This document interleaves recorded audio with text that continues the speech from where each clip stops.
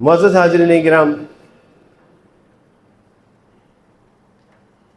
دین اسلام اتنی بڑی نعمت ہے کہ اگر اس نعمت پہ ساری زندگی اللہ کے حضور سجدے میں صرف شکر گزارنے میں بسر کر دی جائے زندگی، تو اس نعمت کا حق پھر بھی ادا نہیں ہو سکتا۔ اللہ کی توحید،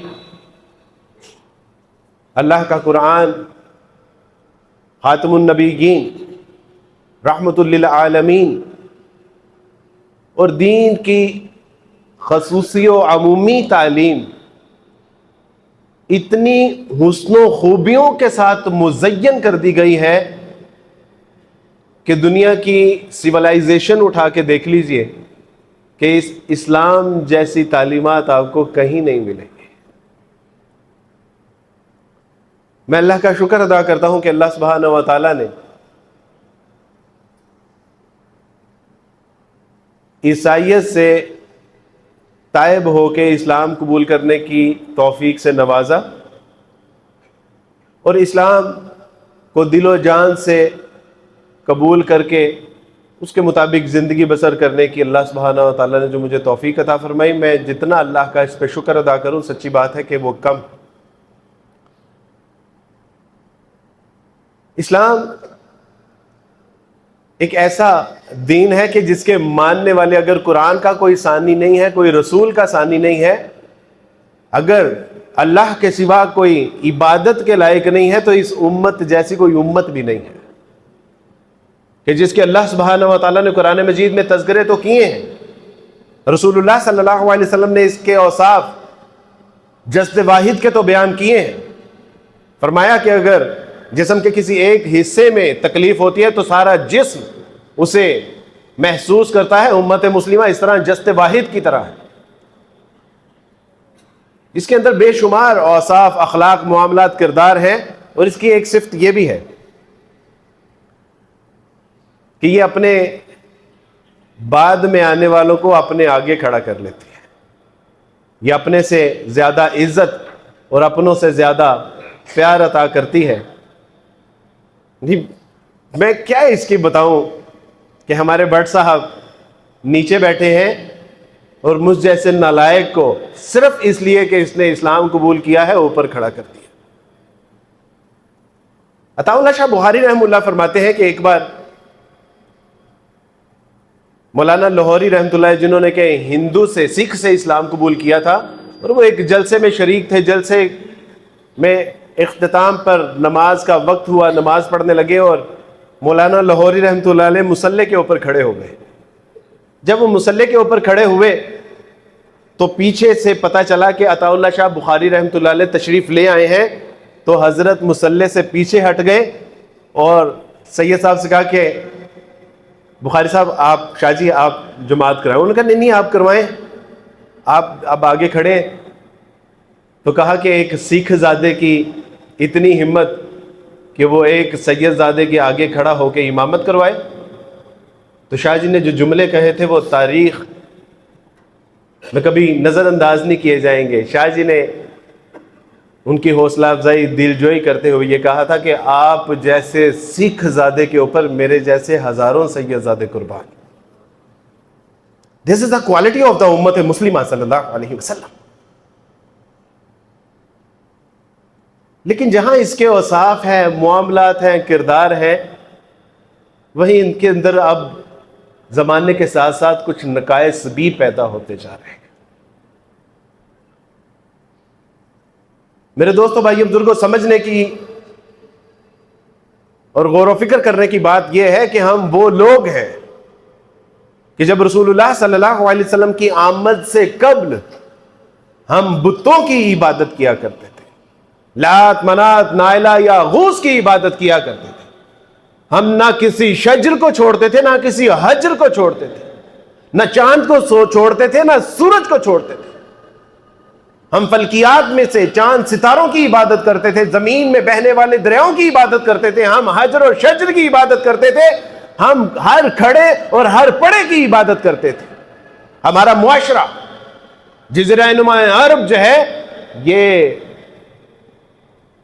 شرک اور کفر کا سکہ رواں تھا، بادل چھائے ہوئے تھے ہر طرف، گٹا ٹوپ جہالت کے، غفلت کے، تباہی اور بربادی کے بادل چھائے ہوئے تھے۔ اور کیا ہوا کہ اللہ کے رسول صلی اللہ علیہ وسلم جب آپ کی بعثت ہوئی تو آپ علیہ السلام نے فرمایا کہ there is no God but اللہ سبحانہ و تعالی۔ وہ جان لو لوگوں کہ اس کائنات کا خالق، مالک، رازق صرف ایک اللہ ہے۔ واللہ الخالق البارئ المصور له الاسماء الحسنى یسبح له ما فی السماوات والارض۔ فرمایا کہ وہ تمہارا اللہ جس نے پیدا کیا ہے، جو تمہارا خالق ہے، مالک ہے، رازق۔ میں نے جب اسلام قبول کیا، اسلام قبول کرنے سے پہلے میں نے ایک بار قرآن سے پوچھا کہ تیرے رب کا تعارف کیا ہے؟ جو تعارف میرے رسول صلی اللہ علیہ وسلم لے کے آئے اور فرمایا او محمد صلی اللہ علیہ وسلم قل هو اللہ احد، کہہ دیجئے محمد صلی اللہ علیہ وسلم قیامت تک وارث مسیح آتے رہیں گے اور آپ سے پوچھتے رہیں گے کہ what about اللہ سبحانہ و تعالیٰ، تو کہہ دیجئے کہ اللہ ایک ہے، وہ واحدہ و یکتا ہے، وہ تنہا ہے، وہ اکیلا ہے۔ وہ اپنی ریاست میں، اپنی سیاست میں، اپنے معاملات میں، اپنے کردار میں، اپنے اوصاف میں، اپنے ہر اختیار میں اللہ وحدہ لا شریک ہے۔ اللہ الصمد۔ دنیا جاننا چاہتی ہے کہ اللہ کیا ہے، وہ کیسے ہے، تو فرمایا کہ کہہ دیجئے کہ وہ کسی کا محتاج نہیں ہے، لیکن کائنات میں ہر جان اور بے جان چیز اس کی محتاج ہے۔ نہ وہ کسی سے پیدا ہوا اور نہ اس سے کوئی پیدا ہوا۔ وَلَمْ يَكُنْ لَهُ كُفُوًا أَحَدٌ، اور اس جیسا کوئی کہیں بھی نہیں ہے۔ محمد صلی اللہ علیہ وسلم سے پوچھا what about اللہ سبحانہ و تعالیٰ، تو کہا کہ اللہ لا الہ الا هو الحی القیوم، وہ زندہ اور جاوید ہے، ہمیشہ سے ہے، ہمیشہ تک رہنے والا ہے۔ لا تأخذہ سنۃ ولا نوم، تم نیند کی بات کرتے اسے تو اونگ نہیں آتی، وہ میرا اللہ ہے۔ وہ نظر کیوں نہیں آتا؟ افلا ينظرون الى الابل کیف خلقت، یہ اونٹ کی ساخت بتاتی نہیں ہے کہ اس کو بنانے والا کوئی ہے؟ وَإِلَى السَّمَاءِ كَيْفَ رُفِعَتْ، آسمان کی اٹھان بتاتی نہیں ہے کہ کوئی ہے؟ وَإِلَى الْأَرْضِ كَيْفَ سُطِحَتْ، اے زمین کو بچھونا بنا دیا، اوپر بھی ہے تو بچھونا ہے، زمین کے نیچے بھی ہو تو بچھونا ہے، دائیں بھی ہو تو بچھونا ہے، بائیں بھی ہو تو بچھونا ہے، لگتا نہیں ہے کوئی ہے؟ وَإِلَى الْجِبَالِ كَيْفَ سُطِحَتْ، زمین کو جو ڈگمگانے نہیں دیتی، پہاڑوں کو میخوں کی طرح ٹھوک دیا ہے، لگتا نہیں ہے کہ اس کے بنانے والا کوئی ہے؟ what about اللہ سبحانہ و تعالی، یہ کس نے بتایا؟ رسول اللہ نے بتایا، آپ نے اخلاق بتائے۔ ابو ہریرہ رضی اللہ تعالیٰ عنہ رسول اللہ سے فرماتے ہیں، ایک روایت نقل کرتے ہیں کہ کسی نے پوچھا کہ یعنی مختصر تعلیم کے بارے میں پوچھا، تو انہوں نے رسول اللہ صلی اللہ علیہ وسلم نے ارشاد فرمایا کہ اللہ کا تقوی اور حسن خلق اللہ کو سب سے زیادہ محبوب اور عزیز۔ ایک جگہ پر بتایا رسول اللہ صلی اللہ علیہ وسلم نے کہ میں تو اخلاق کی تکمیل کے لیے بھیجا گیا ہوں۔ والدین کے بارے میں اللہ سبحانہ و تعالیٰ نے فرما دیا فَلَا تَقُل لَهُمَا اُفٍّ، عورتوں کے بارے میں بتا دیا کُلِّ الْمُؤْمِنِينَ يَغُضُّ مِنْ أَبْصَارِهِمْ، خبردار، اللہ نے فرما دیا ہے کہ اپنی نگاہوں کو نیچے رکھو، آگے سے اللہ کی بندیاں آ رہی ہیں، اللہ کی امت کی شہزادیاں آ رہی ہیں، امت کی رانیاں آ رہی ہیں، امت کی ملکائیں آ رہی ہیں، خبردار اپنی نگاہوں کو اٹھایا۔ کُلِّ الْمُؤْمِنِينَ يَغُضُّ مِنْ أَبْصَارِهِمْ، اپنی نگاہوں کو جھکا لیجئے، ایمان والوں سے کہہ دیجئے۔ دیکھو ریاست ہوگی، سیاست ہوگی، حکم اللہ کا ہوگا، تِلْکَ حدود اللہ، ہمیں ہر حد سے اللہ کے رسول صلی اللہ علیہ وسلم بتا دیا۔ اور ایک وقت پھر ایسا آیا کہ جب بتا دیا کہ توحید کیا ہے، جب بتا دیا کہ ذکر کیا ہے، جب بتا دیا کہ کلام کیا ہے، جب بتا دیا کہ اخلاق کیا ہے، جب بتا دیا کہ تقوی کیا ہے، تو حجۃ الوداع کے موقع پر رسول اللہ صلی اللہ علیہ وسلم پہ نازل ہونے والی آیت अल-यौम अकमलतु लकुम दीनकुम व अतममतु अलैकुम निअमती व रज़ीतु लकुमुल इस्लाम दीना। और सहाबा किराम रिज़वानुल्लाह अजमईन को अंदाजा हो गया कि किसी मिशन की तकमील का ये साइन होता है कि अब जो ऑर्गेनाइजर है, जिसके जिम्मे मैनेजमेंट लगाई गई थी, अब इसका वक्त पूरा होने वाला है। अंदाजा हो गया कि रसूलुल्लाह सल्लल्लाहु अलैहि वसल्लम अब दुनिया से तशरीफ ले जाने का वक्त आ चुका। क्यों? कि अल्लाह सुब्हानहू व तआला ने कह दिया कि अल यौम अकमलतु लकुम दीनुकुम, तुम्हारा दीन कामिल, अकमल और मुकम्मल कर दिया गया। जब रसूलुल्लाह सल्लल्लाहु अलैहि वसल्लम पे ये आयत नाजिल हुई तो एक यहूदी ने कहा कि वल्लाह अगर ये आयत तौरात में नाजिल हुई होती तो हम उस दिन ईद का दिन मनाते। उमर फारूक रज़ियल्लाहु ताला ने फरमाया कि तुम तो मनाते, हम मना रहे हैं यौम अरफा और जुम्मा। कहा कि हम तो ऑलरेडी मना रहे हैं। ये इतनी अजीम आयत, और आप उस दीन के हामिल हैं कि जिस दीन को अल्लाह सुब्हानहू व तआला ने कामिल, अकमल और मुकम्मल कर दिया। जब मैंने इस्लाम कबूल किया और इस्लाम कबूल करने के बाद मेरे दिल में ये ख्याल आया कि इस्लाम में कोई तो ऐसा पहलू होगा कि जिसके बारे में अल्लाह ने या रसूलुल्लाह ने कोई तालीम नहीं दी होगी। तो पता चला कि रियासत से लेके सियासत तक, बाथरूम में दाखिल होने से लेके जहाद में, अल्लाह की राह में कत्ल करने और कत्ल होने तक, औरतों की तालीम और तरबियत से लेके तदफीन और तकफीन तक, अल्लाह और उसके रसूल सल्लल्लाहु अलैहि वसल्लम की तालीमात में कोई एक भी ऐसा पहलू नहीं है कि जिसमें आप कहें कि इस्लाम तो इसमें एड्रेस ही नहीं करता। ऐसा कामिल, अकमल और मुकम्मल दीन कि जिसको रसूलुल्लाह सल्लल्लाहु अलैहि वसल्लम ने फरमाया तरक्तुकुम अला मिल्लतिन बैज़ा। लोगों याद रखो कि मैं तुम्हें एक ऐसी मिल्लत के ऊपर छोड़ के जा रहा हूं, लैलुहा का नहारिहा, कि जिसकी रात भी दिन की तरह रोशन है। कोई चीज मुबहम नहीं है, किसी चीज में अबहाम नहीं है, इश्काल नहीं है, शकूक नहीं है, शुबा नहीं। एक ऐसा दीन कि जो अल्लाह सुब्हानहू व तआला ने हमें अता फरमाया, जहां उम्मत के बेशुमार लोगों को देख के बड़ी खुशी होती है कि अल्लाह बेलौस आपकी रजा के लिए इतनी मोहब्बत करते हैं, इतना प्यार करते हैं, लेकिन दीन से क्यों बेजारी है? यानी इस दीन से क्यों बेजारी है? मैंने इस्लाम कबूल किया और इस्लाम कबूल करते सारी मैंने, आपका क्या ख्याल है कि बाद में दाढ़ी रखी होगी? मैं जब ज़माने ईसाइयत में रसूलुल्लाह सल्लल्लाहु अलैहि वसल्लम की सीरत पढ़ रहा था, अभी मैं ईसाई ही था कि रसूलुल्लाह से मोहब्बत हो गई।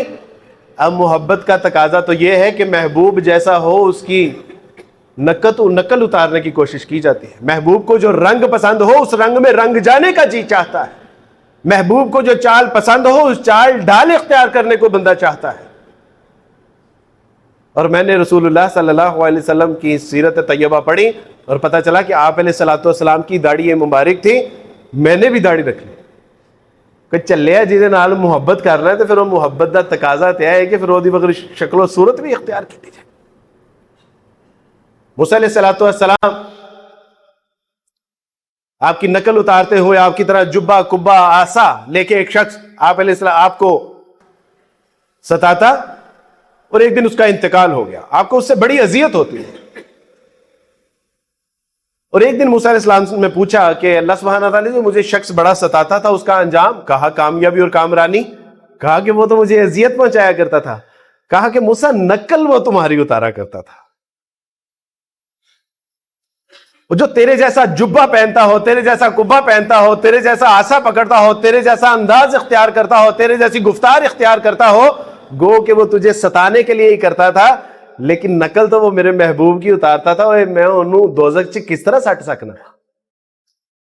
इकबाल कहते हैं कि अकल को तनकीद से फुर्सत नहीं और इश्क पे अमाल की बुनियाद रख। हमें तो रसूलुल्लाह सल्लल्लाहु अलैहि वसल्लम का حال و حلیہ، آپ کی سیرت طیبہ اس لیے اختیار کرنی ہے کہ دعویٰ تو ہمارا ہے نا کہ حرمت رسول پر جان بھی قربان ہے، داڑھی قبول کیوں نہیں ہے؟ حرمت رسول پر سنت قبول کیوں نہیں ہے؟ حرمت رسول پر 5 وقت کی نماز جو اس دنیا کے لیے ایک میڈیسن ہے ان کی انزائٹی، ٹینشن، ڈپریشن کے لیے، اللہ سبحانہ و تعالیٰ سے زندہ قرآن الا بذکر اللہ تطمئن القلوب، وہ جو دلوں کو آرام، راحت، سکون پہنچانے والی چیز وہ ذکر ہے۔ اقیم الصلاۃ لذکر، اور میری یاد کے لیے نماز پڑھو۔ اور جس محمد صلی اللہ علیہ وسلم سے محبت کے دعوے ہیں اس کا رب کہتا ہے کہ مجھے یاد کرو، اور اس کا ذریعہ کیا بتایا؟ نماز۔ رسول اللہ صلی اللہ علیہ وسلم نے فرمایا کہ مومن کی معراج نماز، اللہ سے ملاقات نماز، تنگی تکلیفیں پریشانی مجبوریوں سے نجات نماز۔ ایک دن عبداللہ ناصر رحمانی صاحب فرما رہے تھے کہ جب کوئی چیز کاندھے پہ کسی چیز میں تھوڑی چیز رہ جائے تو اس کو دیر تک جب الٹا کے رکھتے ہیں تو اس میں سے وہ چیز نکلنا شروع ہو جاتی ہے۔ جو جتنا زیادہ سجدوں میں خشوع اور خضوع اور جتنی طویل سجدے کرے گا اللہ اتنے گناہوں کا بوجھ اس کے کندھے سے اتارتے گا۔ حرمت رسول پہ جان تو قربان ہے، رسول اللہ صلی اللہ علیہ وسلم کی سیرت طیبہ قبول نہیں ہے؟ نہیں میرے دوستو بھائیو، یہاں کوئی گڑبڑ ہے، یہاں ہم سے کچھ غلطی ہو رہی ہے۔ اللہ سبحانہ و تعالیٰ سے زندہ قرآن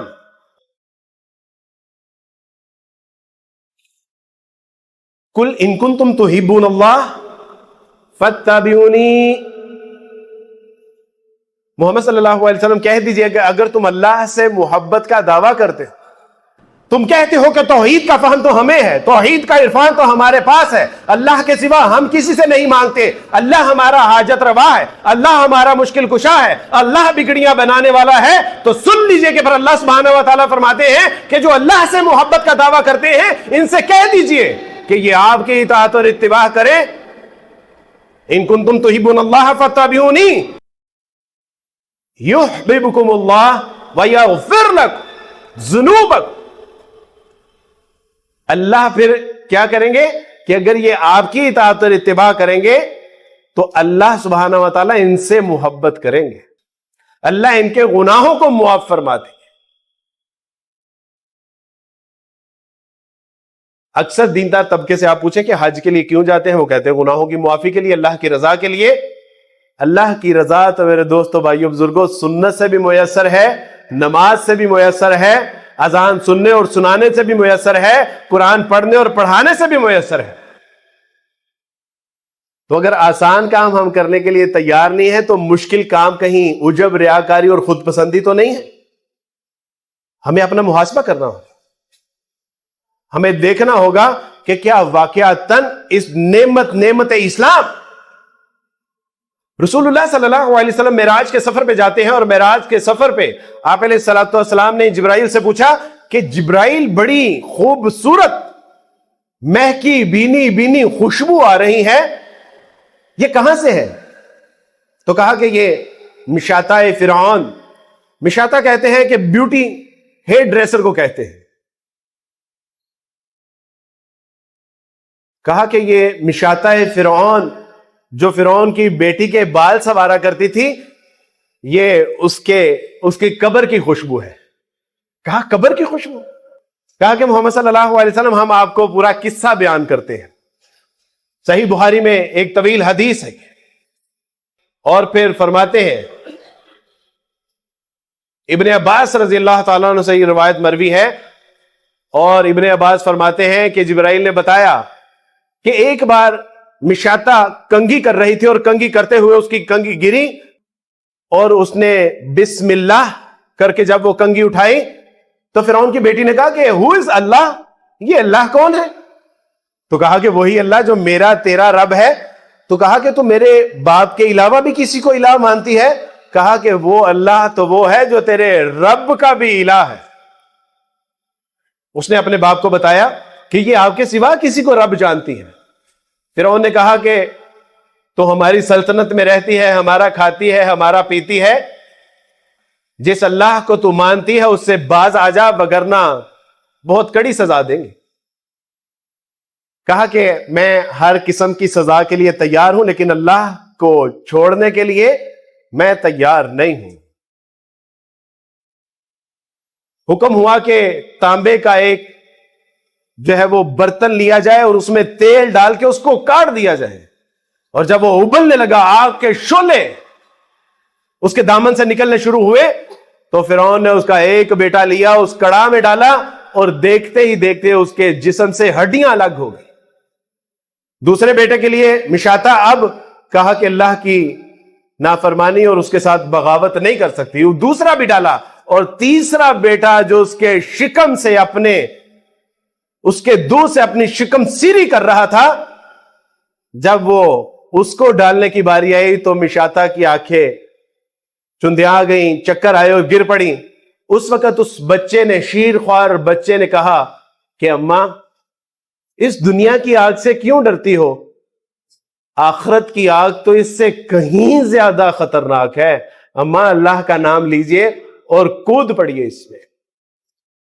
اور دونوں جب وہ کودے اس میں تو دیکھتے ہی دیکھتے ان کا جسم ان کی ہڈیوں سے الگ ہو گیا۔ تب ایک شاعر نے کہا تھا، اف نہ کر لبوں کو سی، یہ عشق ہے دل لگی نہیں، سینے پہ تیر کھائے جا، آگے قدم بڑھائے جا۔ اور مشاطہ نے ایک وصیت کی تھی کہ ہماری ہڈیوں کو اکٹھا کر کے ایک ہی قبر میں دفنا دینا، تاکہ حشر والے دن ہم سارے اکٹھے اٹھے کہ اللہ تیری توحید میں آنچ نہیں آنے دی، اپنے آپ کو جلتے ابلتے ہوئے کڑاہ میں چھلانگ لگانے سے گریزنے کے لیے کہ تیری توحید پہ آنچ نہیں آنے دی۔ دس از دا ایمان۔ جبرائیل نے کہا کہ رسول اللہ صلی اللہ علیہ وسلم، یہ ان کی قبر سے خوشبو آ رہی ہے، اور یہ خوشبو ایمان، یہ ہے ایمان کہ جس کے لیے ہم جلتے ابلتے ہوئے تیل میں بھی چھلانگ لگانے میں نہیں گریز کرتے، جس کے لیے بلال صبح و شام مارے کھاتے ہیں، اپنے سینے پہ جلتے ہوئے پتھر رکھوا دیتے ہیں، چھال کی رسی گلے میں ڈال دیتے ہیں، اور صبح و شام کوڑے کھاتے ہیں۔ یہ ہے ایمان، یہ ہے ایمان کہ جس کے لیے ہزاروں صحابہ کرام رضوان اللہ اجمعین نے اپنے سینے چھلنی کروا دیے، لیکن ایمان اور اسلام پہ آنچ نہیں آنے دی۔ دس از دا ایمان۔ آج ہم نے یہ سمجھا کہ بس جس وقت بھی نماز میسر ہو وہ پڑھ لینے سے ایمان ہے۔ نہیں میرے دوستو بھائی، اللہ سبحانہ و تعالیٰ کہتے ہیں کہ یہ انہوں نے اسلام قبول کیا ہے، ایمان تو ابھی ان کے سینوں میں آیا ہی نہیں۔ یا ایھا الذین آمنوا آمنوا باللہ ورسولہ، ہم جیسے ہی مسلمانوں کو اللہ سبحانہ و تعالیٰ نے قرآن کے ذریعے خطاب کیا ہے، یا ایھا الذین آمنوا، میں نے کہا کہ استاد جی یہ تو ایمان والوں سے تذکرہ ہو رہا ہے۔ استاد جی نے کہا کہ ان ایمان والوں سے تذکرہ ہو رہا ہے جو اپنے آپ کو ایمان والا سمجھتے ہیں۔ اللہ سبحانہ و تعالیٰ دراصل یہ کہنا چاہ رہے ہیں کہ اے وہ لوگوں جو اس غلط فہمی میں مبتلا ہیں، جو اس ابہام میں ہیں، جو اس اشکال میں ہیں کہ ہم ایمان والے ہیں، اصل ایمان لے کے آمنوا باللہ ورسولہ، حقیقی ایمان وہ جو اللہ کے ہاں ایمان ہے، حقیقی اسلام وہ جو اللہ کے ہاں اسلام ہے، حقیقی تعلیم و تربیت وہ جو اللہ نے وضع کی ہے، حقیقی قرآن وہ جو صحابہ کرام نے بیان کیا ہے۔ یا ایھا الذین آمنوا آمنوا باللہ ورسولہ۔ اب ایمان لے کے آؤ، سچا ایمان۔ میرے دوستو بھائیو بزرگ، اللہ سبحانہ و تعالیٰ قرآن مجید میں ارشاد فرماتے، اور کل میں بار بار یہ آیت پڑھ رہا تھا، وَمَنْ أَعْرَضَ عَنْ ذِكْرِي، اور جس نے ہماری یاد سے غفلت برتی فَإِنَّ لَهُ مَعِيشَةً ضَنْكَ، بجلی کے بل، گیس کے بل، پانی کے بل، رات کو نیند نہیں ہے، دن کو سکون نہیں ہے، کاروباری حالات بد سے بدتر ہوتے جا رہے ہیں، بچوں کے سکول کی تعلیمی نظام تباہ اور برباد ہو رہا ہے، فیسیں بڑھا دی گئی ہیں، کاروبار اپنی ریل پیل میں نہیں ہے، امپورٹ ایکسپورٹ پہ پابندیاں لگ گئی ہیں، آئی ایم ایف ہمارے اوپر جو ہے وہ شکنجا ٹائٹ کرتا جا رہا ہے، ورلڈ بینک نے پیسے لینے اور دینے سے ہمیں جو ہے وہ باز رکھا ہوا ہے۔ What is this؟ ان لہو معیشۃ ضنکا، جس نے ہماری یاد سے غفلت برتی اس کی زندگی کو تنگ کر دیا جائے گا۔ اقبال سیز فطرت افراد سے اغماز تو کر لیتی ہے، نہیں کرتی مگر ملت کے گناہوں کو معاف۔ اس وقت بحیثیت مجموعی ہم نے جو وہ ایک نعمت اسلام تھی اس سے غفلت برتی۔ کیا ہماری شادیوں میں اسلام ہے؟ ہمارے کاروبار میں اسلام ہے؟ ہمارے بازاروں میں اسلام ہے؟ ہماری تجارت میں اسلام ہے؟ ہماری سیاست میں اسلام ہے؟ ہماری ریاست میں اسلام ہے؟ نہیں۔ اور اللہ سبحانہ و تعالیٰ کیا کہتے ہیں؟ ان الحکم الا للہ۔ دیکھو، اگر کاروبار ہوگا تو حکم اللہ کا چلے گا، اگر ریاست ہوگی تو حکم اللہ کا چلے گا، اگر سیاست ہوگی تو حکم اللہ کا چلے گا۔ محض مسجد میں اللہ اکبر اور باقی جگہوں پہ اللہ کا کوئی خیال ہی نہیں۔ بڑے اچھے دیندار گھرانوں کی شادیاں جب ہوتی ہیں تو قرآن اوپر رکھا جاتا ہے، گویا کہ قرآن کو منہ چڑھایا جا رہا ہوتا ہے کہ یہ جو بے پردگی ہے، یہ جو ناچ گانا ہے، یہ جو میوزک ہے، یہ طبلے کی تھاپ پہ تھرکتے ہوئے جسم ہے، اے اللہ اس کی نافرمانی کرتے ہوئے ہم نے یہ سارے کام کیے ہیں، لیکن جاتے ہوئے ہم سروں کے اوپر قرآن رکھ دیتے ہیں کہ یہ وہ قرآن ہے کہ جس کی مخالفت میں یہ ساری شادیاں اور بیاہ ہو رہے ہیں۔ اتنی بڑی نعمت اسلام، کیا ہم نے اس کی قدر کی؟ نہیں کی میرے دوستو بھائیو بزرگوں، اس کا اعتراف کرنا پڑے گا۔ وَمَنْ أَعْرَضَ عَنْ ذِكْرِي فَإِنَّ لَهُ مَعِيشَةً ضَنْكَا، اور اللہ نے اس وقت ہماری معاشرت اور سماج کو جکڑ دی، ہماری زندگیاں ہمارے اوپر تنگ ہو گئی، کیونکہ ہم نے اللہ کے ذکر سے اعراض کیا۔ اور اس کا دوسرا پہلو، آپ تو خوش نصیب لوگ ہیں کہ جن کی ماں بھی مسلمان ہے، جن کا باپ بھی مسلمان ہے، جن کے بہن بھائی مسلمان ہیں، جن کے رشتہ دار مسلمان ہیں، جن کے قوم قبیلے مسلمان ہیں۔ پوچھئے ان سے کہ جن کے نہ ماں باپ مسلمان ہیں، نہ بہن بھائی مسلمان ہیں، نہ خاندان مسلمان ہیں، اور وہ اس تلاش میں ہے کہ کہاں سے کوئی با عمل، با اخلاق، با کردار لوگ آئیں اور ہمیں صراط مستقیم کا درس دیں۔ اس کا دوسرا پہلو، وَمَنْ أَعْرَضَ عَنْ ذِكْرِي، اس کا دوسرا پہلو یہ ہے أَلَا بِذِكْرِ اللَّهِ تَطْمَئِنُّ الْقُلُوبُ۔ اور اگر فراوانی چاہتے ہو، اگر رزق چاہتے ہو، اگر اللہ سبحانہ و تعالیٰ کی رحمتیں اور برکتیں چاہتے ہو، تو اللہ کا ذکر کرو، اللہ کو یاد کرو، اللہ کو اپنے کاروبار میں، اپنے گھر بار میں، اپنے اسکول کالج یونیورسٹیوں میں۔ کیا اللہ سبحانہ و تعالیٰ کا قرآن صرف مسجدوں کے لیے آیا تھا؟ کیا اللہ سبحانہ و تعالیٰ کا قرآن صرف جادو اور ٹونے کے لیے بھیجا گیا تھا؟ کیا اللہ سبحانہ و تعالیٰ کا قرآن صرف ختم دم درود کے لیے بھیجا گیا تھا؟ نہیں میرے دوستو بھائیو بزرگوں، یہ تو کمپلیٹ کورٹ آف لا تھا کہ جس کو اللہ سبحانہ و تعالیٰ نے ہماری ریاست، سیاست، معیشت اور معاشرے کے لیے بھیجا، اور زمانہ گواہ ہے کہ جنہوں نے اس کے مطابق فیصلے کیے، اللہ سبحانہ و تعالیٰ نے ان کو عزت، رفعت، مقام و مرتبے اور عروج عطا فرمائے۔ اقبال کہتے ہیں کہ وہ زمانے میں معزز تھے مسلمان ہو کر، اور تم خوار ہوئے تارک قرآن ہو کر۔ اللہ نے ذلیل و رسوا اس لیے کر دیا کہ اس قرآن کو ہم نے چھوڑ دیا۔ فاش گویم آنچ در دل مزمرت، این کتابیں نیست چیزیں دیگر است۔ یہ کتاب نہیں ہے، یہ کوئی اور ہی چیز ہے، یہ تو کوئی اعجاز ہے، یہ تو معجزہ ہے، یہ محض کتاب نہیں ہے۔ اس نے قوموں کو، اس نے پسی ہوئی قوموں کو عروج عطا فرمایا ہے، اس نے گری ہوئی قوموں کو اٹھا کے رکھ دیا، اس نے پیچھے والی قوموں کو آگے کر کے رکھ دیا۔ یہ تو وہ کتاب، یہ تو معجزہ تھا۔ ہم نے اس کو محض کتاب پر سمجھ لیا، اور ہم، جیسے میں نے عرض کی تھی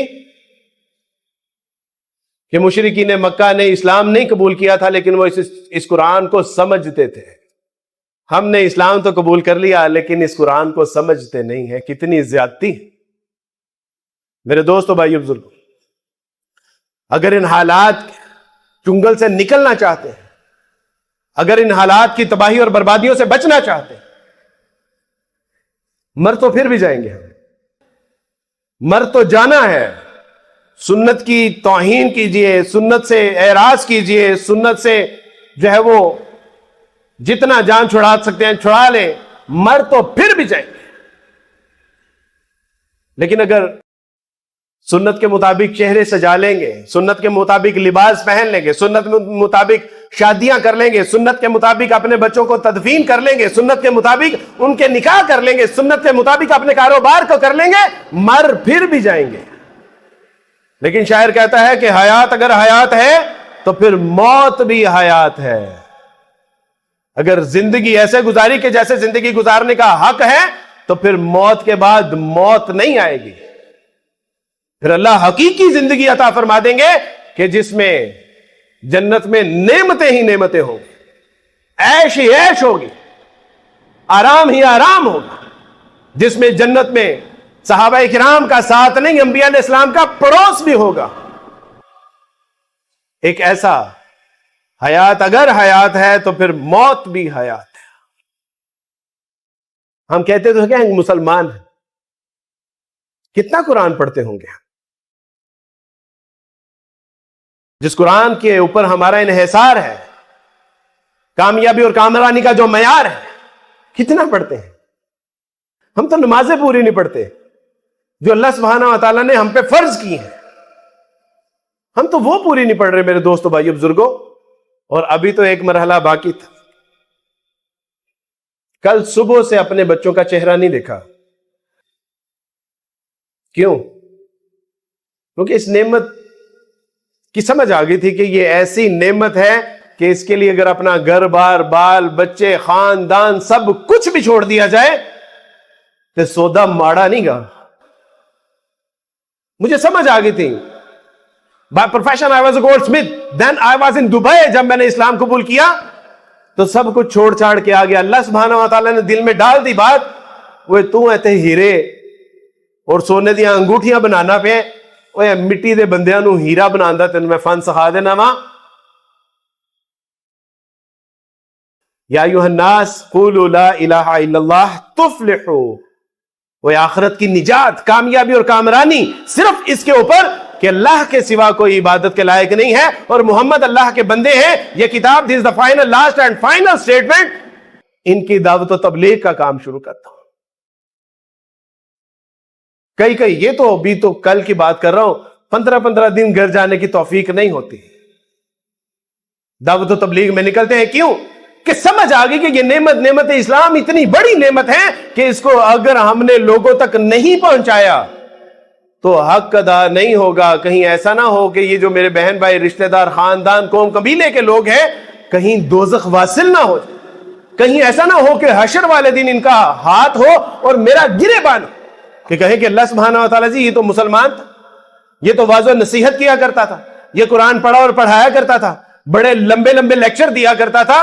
پوچھئے اس سے کہ ہمیں اس نے اسلام کا پیغام دیا؟ پوچھئے اس سے کہ اس نے ہمیں توحید کا درس دیا؟ میرے دوستو بھائیو بزرگوں, ابھی تو یہ ذمہ داری ہم نے ادا کرنی ہے کہ اس نعمت اسلام کو لوگوں تک پہنچانا ہے. ابھی تو ہم سیکھنے کے مرحلے میں جو ہے وہ اپنے آپ کو پیش نہیں کر رہے. ابھی تو اس کا حق یہ ادا کرنا ہے کہ ہم نے لوگوں تک اس پیغام کو پہنچانا ہے. وَمَنْ أَعْرَضَ عَنْ ذِكْرِي فَإِنَّ لَهُ مَعِيشَةً ضَنْكَ. اور دوسری طرف اللہ کیا فرماتے ہیں؟ یہاں تو فرما دیا کہ اللہ کے ذکر سے اگر اعراض کرو گے, اس کو نظر انداز کرو گے تو تمہاری زندگی تنگ کر دی جائے گی.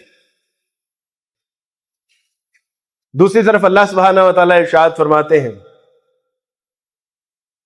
وَلَا تَهِنُوا وَلَا تَحْزَنُوا أَنْتُمُ الْأَعْلَوْنَ إِن كُنتُم مُؤْمِنِينَ. صدقے جائیں قرآن کے. وہ فرما رہے کہ دیکھو گھبرانے کی ضرورت نہیں ہے, پریشان ہونے کی بھی ضرورت نہیں ہے. یہ معاشرت, یہ سماج, یہ IMF, یہ ورلڈ بینک, یہ نیٹو فورس, یہ امریکہ کا کوڑا, یہ ڈر خوف, ہر طرف سے جو تم گرے ہوئے ہیں نا, there is no problem. کوئی مسئلہ ہی نہیں ہے. اللہ سبحانہ و تعالیٰ سے زندہ قرآن تم ہی غالب رہو گے اگر تم ایمان والے ہوئے, اگر تم نے اس قرآن کی قدر کی، اگر تم نے رسول اللہ صلی اللہ علیہ وسلم کے طریقوں کی پیروی، اگر تم نے اللہ سبحانہ و تعالیٰ کو ویسے مانا جیسے ماننے کا حق، تو اللہ سبحانہ و تعالیٰ فرماتے ہیں کہ پھر کامیابی اور کامرانی تمہارا مقدر بنا دے۔ We have two option۔ ایک میں اللہ کہتے ہیں کہ میرے ذکر سے اعراض کرو گے، پتہ نہیں کیا ہے نام ہے اس کا، خدا فریبی کے خود فریبی، عمل سے فارغ ہوا مسلمان بنا کے تقدیر کا بہانہ۔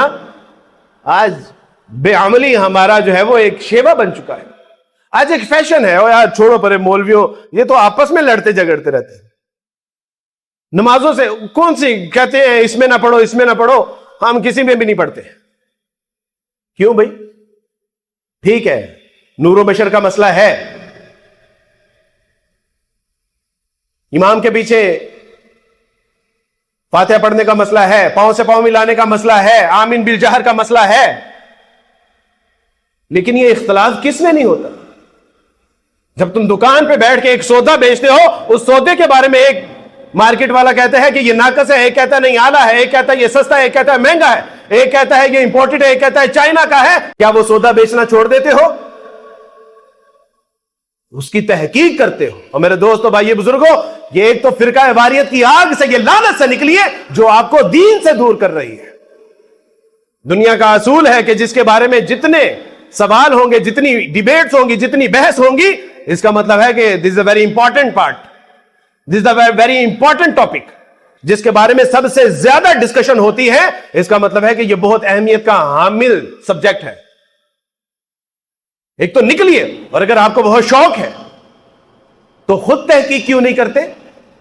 You have just two option, یا تو تحقیق کرنے والے بن جائیے، یا کسی بھی تحقیق کرنے والے کے پیچھے چلنا شروع کر دیجئے۔ اللہ سبحانہ و تعالیٰ کے رسول صلی اللہ علیہ وسلم کی تعلیم ہے کہ جو تحقیق کرنے والے ہیں، علم اثر و رسوخ رکھنے والے ہیں، فیصلہ کرنے والے ہیں، جو اجتہاد کرنے والے ہیں، اگر اس کا اجتہاد ٹھیک ہوا تو 2 گنا اجر ہے، اور اگر اس کے اجتہاد میں غلطی ہو گئی تو 1 گنا اجر تو اس کو ضرور ملے گا۔ آپ 2 گنا اجر والے کی پیروی کر لیجئے، 1 گنا اجر والے کی پیروی کر لیجئے، دونوں اللہ سبحانہ و تعالیٰ کے ہاں مقبول ہیں، آپ کی بھی نجات یقینی ہو جائے گی۔ یہ کوئی بہانہ ہے؟ اقبال اس کے حوالے سے بڑی وہ کہتے ہیں منفعت ایک ہے اس قوم کی، نقصان بھی ایک ہی سب کا نبی، دین بھی، ایمان بھی ایک، حرم پاک بھی، اللہ بھی، قرآن بھی ایک، کچھ بڑی بات ہی ہوتے جو مسلمان بھی ایک، فرقہ بندی ہے کہیں اور کہیں ذاتے ہیں، کیا زمانے میں پنپنے کی یہی باتیں ہیں؟ ابھی آتے ہوئے شہروز مجھے کہہ رہا تھا کہ عبدالوارث بھائی یہ مسجد بھی ہماری ہے، یہ مسجد بھی ہماری ہے، یہ مسجد بھی ہماری ہے۔ کیا ہوا اگر وہ بریلوی ہے تو؟ کیا اگر ہوا کہ اگر وہ دیوبندی ہے؟ کیا ہوا اگر وہ اہل حدیث ہے؟ اس کے سینے میں اللہ کے رسول صلی اللہ علیہ وسلم کی محبت نہیں ہے؟ اللہ کی قسم کھا کے کہتا ہوں کہ اگر کسی عیسائی کے دل میں بھی رسول اللہ کی محبت ہے، میں اس کے پیر چومنے کے لیے تیار ہوں۔ اور یہ بریلوی رسول اللہ صلی اللہ علیہ وسلم، فہم میں اختلاف ہو سکتا ہے، لیکن کیا ان کے سینے میں رسول اللہ کی محبت نہیں ہے؟ اس میں کوئی شک ہو سکتا ہے؟ نہیں میرے دوستو بھائیو بزرگوں، اگر یہ آپ سے نفرت کرتے ہیں تو یہ رسول اللہ کی محبت میں آپ سے نفرت کرتے ہیں۔ اگر یہ آپ سے جھگڑا کرتے ہیں تو اللہ کی محبت میں آپ سے جھگڑا کرتے ہیں۔ ان کو بتایا یہ گیا ہے کہ یہ رسول اللہ پہ درود نہیں بھیجتے۔ آپ تصور کیجئے کہ وہ آپ کے بارے میں یہ سمجھتے ہیں، آپ کبھی گھر پہ ان کو کھانے پہ بلائیے، دہی بھلے کی پلیٹ ہی کھلا کے اس کو بتائیے کہ یار ہماری تو نماز ہی نہیں ہوتی رسول اللہ صلی اللہ علیہ وسلم کے درود نہ بھیجے، ہم سلام نہ پڑھیں تو ہماری تو نماز کا حصہ ہے، تم کیسے کہتے؟ تو غلط فہمی ہے۔ تو غلط فہمیوں کو کسی کو پاس بلانا ہو تو چاقو دکھا کے نہیں بلاتے، کسی کو پاس بلانا ہو تو پھول دکھا کے بلاتے ہیں۔ بازو تیرا توحید کی قوت سے کبھی ہے، اسلام تیرا دیس ہے تو مصطفی ہے۔ ہماری سب سے بڑی پہچان یہ ہے کہ اگر دیوبندی رسول اللہ صلی اللہ علیہ وسلم کا عاشق ہے، بریلوی اگر رسول اللہ صلی اللہ علیہ وسلم کا دیوانہ ہے، تو ہم ان کے غلام، اس کے سینے میں توحید ہے، اس کے سینے میں رسول اللہ کی محبت، سنت کا جذبہ۔ ان کو بتایا یہ گیا ہے کہ رسول اللہ صلی اللہ علیہ وسلم سبز پگڑی پہنا کرتے تھے۔ آپ تصور کر سکتے ہیں سبز پگڑی پہننے کا؟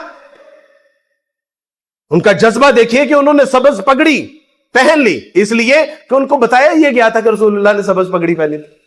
آپ کر سکتے ہیں؟ اس لیے یہ جو اختلافات ہیں ان کو آپس میں بیٹھ کے کھانا کھلا کے آپس میں لا کے لے جا کے اس طرح کیجئے میرے دوستو بھائیو بزرگوں۔ لیکن اس کا لازمی نتیجہ یہ تھوڑی نہ ہے کہ ہم ان کے نہ گھروں میں جائیں گے، نہ ان کی شادیوں میں جائیں گے، نہ ان کے جنازوں میں جائیں گے۔ میرے عزیز آپ جائیں گے نہیں تو ہدایت کا سامان کیسے میسر آئے گا؟ حق پہ ہیں تو چل کے جانا پڑے گا۔ اس لیے یہ کوئی بہانہ نہیں ہے کہ جی کس کے پیچھے نماز پڑھے ہم۔ ایتھیسٹ کا بھی آج یہ بہت بہانہ ہے کہ جی کس مسلمان کی پیروی کریں، کس گروہ کی پیروی کریں۔ ہندو کا الہ اور ہے، مسلمانوں کا الہ اور ہے، عیسائیوں کا الہ اور ہے، بکواس کرتے ہیں۔ الہ ایک ہی ہے اس کائنات کا، خالق مالک رازق۔ تمہارے اندر کیسے ایسے گروہ تھے جو کہتے تھے کہ زمین مرکز ہے، پھر کہتے تھے سورج مرکز ہے، پھر کہتے تھے زمین حرکت کرتی ہے، پھر کہتے سورج حرکت کرتی ہے، پھر کہتے دونوں حرکت۔ کیا تم نے سائنس کا انکار کر دیا؟ نہیں، اس کا سلوشن یہ ہے کہ اس کا حل تلاش کیا جائے۔ اور میرے بھائی اور میرے بیٹے، میرے بزرگوں، میں اگر کسی پیر صاحب کا بیٹا ہوتا، میں اگر اہل حدیث ہوتا، دیوبندی گھر سے پیدا ہوتا، میں کسی بریلوی گدی نشین کا بچہ ہوتا، تو آپ کہتے کہ اپنی جو ہے نا وہ مارکیٹنگ کر رہا ہے۔ میں تو عیسائیوں کے گھروں سے ہوں یار۔ اللہ کے لیے آپ کو واسطہ دیتا ہوں کہ جڑ جائیے۔ یہ ہمیں توڑنا چاہتے ہیں، ہمیں پھاڑنا چاہتے ہیں، ہمیں الگ الگ کرنا چاہتے ہیں۔ This is the divine and rule۔ یہ چاہتے ہیں کہ ہمیں بکھیر دیں، ہمیں الگ الگ کر دیں، اور اس کے بعد یہ ہمارے اوپر حکمرانی کریں جیسے کہ وہ کر رہے ہیں۔ نہیں یار، اپنے دلوں کو کشادہ کیجیے، اپنے دلوں کو ایک دوسرے کے لیے کھولیے، اور اس فرقہ واریت کی لعنت سے نکلیے، اور اسلام جو نعمت اسلام ہے اس کی قدر آپ اس کو پڑھیے سمجھیے، تب جا کے اس کی قدر ہوگی کہ یہ کتنی بڑی نعمت ہے۔ اور اس اسلام کو ان لوگوں تک پہنچائیے جو آج بھی اس سے محروم ہیں، تاکہ رسول اللہ صلی اللہ علیہ وسلم کے پاس جب حوض کوثر میں پیش ہونے لگے تو رسول اللہ صلی اللہ علیہ وسلم فرمائے، اوے پیچھے ہٹ جاؤ، میرا امتی آ رہے جنہوں میں اپنے ہاتھ دے نال حوض کوثر پہ آنے۔ دنیا دے وچ اپنے ماں باپ بہناں بھراواں رشتہ داراں تو الگ تھلگ رہندا سی، ہر ویلے قال اللہ وقال رسول اللہ دے درس دیندا کردا سی، ہر ویلے لوگاں نوں جوڑن دی کوشش کردا سی، ہر ویلے لوگاں دے اندر پیار اور محبت دیاں گلاں کردا سی۔ اوے پیچھے پیچھے ہو جاؤ، میرا امتی آ رہا ہے۔ کون سے رسول؟ وہ کہ جو راتوں کو اٹھ کے جولیاں اٹھا کے اپنی امت کے لیے دعائیں کر رہے ہیں۔ اس رسول اللہ صلی اللہ علیہ وسلم سے بے وفائی کوئی معنی نہیں رکھتی میرے دوست، ممکن نہیں ہے۔ مجھے چند سال ہوئے ہیں اسلام قبول کیے، اور مجھے ریئلائز ہو گیا کہ میرا بال رسول اللہ صلی اللہ علیہ وسلم کی تعلیمات کے احسانات کے نیچے دبا ہوا ہے۔ میں رسول اللہ صلی اللہ علیہ وسلم کے ایک ایک جملے کا مقروض ہوں کہ میں اس کا حق کیسے ادا کروں گا۔ اور وہ اللہ کہ جس نے مجھے قوت سماعت دی، قوت بصارت عطا فرمائی، قوت گویائی عطا فرمائی، دھڑکنے والا دل عطا فرمایا، چلنے والی ٹانگیں عطا فرمائی، جس نے مجھے صحت، تندرستی اور طاقت، حسن و جمال عطا فرمایا، میں اس اللہ کو کس طرح نظر انداز کر سکتا ہوں؟ اپنی زندگیوں سے کیسے نکال سکتا ہوں؟ ممکن نہیں ہے۔ یا ایھا الانسان ما غرک بربک الکریم، اللہ سبحانہ و تعالیٰ سے زندہ قرآن، اوے چلے ہو کدھر پہ جائے جاندے ہو؟ اوے اپنے رب کریم رب رحیم نو چھڈ کے کدھر پہ جاندے ہو؟ اوے لوٹ آؤ، اوے ایسا رب کہیں نہیں ملے گا۔ وہ رب جو کہتا ہے کہ کہہ دیجئے میرے بندوں سے جنہوں نے اپنی جانوں کے اوپر ظلم کیا ہے، کہہ دیجئے کہ لوٹ آئے۔ اللہ سبحانہ و تعالیٰ بڑا غفور و رحیم ہے۔ لا تقنطوا من رحمت اللہ، اوے لوٹ آؤ، آ جاؤ۔ پھر وہ فرماتا ہے کہ تم ہر وقت اللہ کے عذاب کی باتیں ہی کرتے رہتے ہو۔ اوے اللہ تمہیں عذاب دے کے کیا کرے گا؟ ما یفعل اللہ بعذابکم، اوے تمہیں اللہ عذاب دے کے کیا کرے گا؟ اور جس نے اتنے چاؤں سے تجھے بنایا اور تجھے اسلام جیسی نعمت سے سرفراز کر دیا اور محمد کا امتی بنا دیا اور کتاب اللہ سے نواز دیا، تانو اللہ عذاب دے کے کی کرے گا؟ اوے چلے ہو کوئی ایسا رب کہ جڑا ایک اترو دے اتے دوزخ دی آگ بجھانا سے تیار ہے، وہ جو ایک استغفار کے اوپر تیرے گناہوں کو معاف کرنے کے لیے تیار ہے، وہ ایسا رب جو پیٹ درد ہو تو تیرے گناہ معاف کر دیتا ہے، جو پاؤں میں کانٹا چبھے تو تیرے گناہ معاف کر دیتا ہے، ما یفعل اللہ بعذابکم، وہ ایسا رب تینوں کی عذاب دے کے کی کرے گا؟ میرے دوست بھائیو، this is the time to return، یہی وقت ہے اپنے اللہ کی طرف پلٹنے کا، اس سے پہلے کہ ہم اللہ کی طرف لوٹا دیے جائیں۔ زبیدہ خاتون اور ہارون الرشید ایک حکایت ہے، یہ دونوں دریائے دجلہ کے کنارے پہ سفر کر رہے تھے، اور سفر کے دوران بہلول دانا پاؤں پہ ریت کے گھر بناتا اور کہتا کہ جنت کے گھر خرید لو۔ زبیدہ نے کہا کہ بہلول کتنے کا ہے؟ کہا کہ 1 درہم کا۔ 1 درہم دیا، اس نے وہ درہم دریائے دجلہ میں ڈالا کیونکہ وہ مجذوب تھا۔ تو ہارون نے کہا کہ وہ تو پاگل ہے، دیوانہ ہے، تم بھی اس کے ساتھ پاگل اور دیوانی۔ کہا کہ ہم پاگل اور دیوانوں کو ہمارے حال پہ چھوڑے، چلیں سیر کرتے ہیں۔ رات کو ہارون اپنی خوابگاہ میں گیا، دیکھا کہ جنت کے گھروں کی سیر کروائی جا رہی ہے، اور ایک گھر کے باہر لکھا ہوا ہے ھذا بیت زبیدہ، یہ زبیدہ کا گھر ہے۔ کہا کہ میں دیکھنا چاہتا ہوں۔ فرشتوں نے دروازے پہ روک دیا اور انہوں نے کہا کہ نہیں، یہ زبیدہ کا ہے۔ کہا میں اس کا شوہر ہوں۔ کہا کہ ایمان کی حالت میں دونوں آئیں گے تب اس کے شوہر کی حیثیت سے، وگرنہ پتہ نہیں آپ کا کیا حال ہوتا ہے۔ صبح اٹھے، گئے بہلول کے پاس، ہارون بھاگے بھاگے اور کہا کہ بہلول آج گھر نہیں بیچ رہے؟ کہا کہ بیچ رہا ہوں۔ کہا کتنے پیسے؟ کہا آج آدھی ریاست لگے گی۔ بہلول کل تو 1 درہم کا دیا تھا۔ کہا کہ زبیدہ نے بن دیکھے سودا کیا تھا، تم رات خواب میں دیکھ کے آئے ہو۔ آج اللہ سبحانہ وتعالی استغفر اللہ ربی من کل ذنب واتوب الیہ کے اوپر جنت عطا کرنے کے لیے تیار ہیں، کیونکہ ایمان بالغیب۔ آج اشہد ان لا الہ الا اللہ کے اوپر اللہ سبحانہ وتعالی دوزخ کی آگ ٹھنڈی کرنے پر تیار ہے۔ کیوں؟ کہ ایمان بالغیب۔ آج رسول اللہ صلی اللہ علیہ وسلم سے محبت اور آپ کی اطاعت اور اتباع کے اوپر، رسول اللہ صلی اللہ علیہ وسلم سے وفا کے اوپر اللہ سبحانہ وتعالی دنیا اور آخرت کی کامیابیاں دینے کے لیے تیار ہے۔ کیوں؟ ایمان بالغیب ہے۔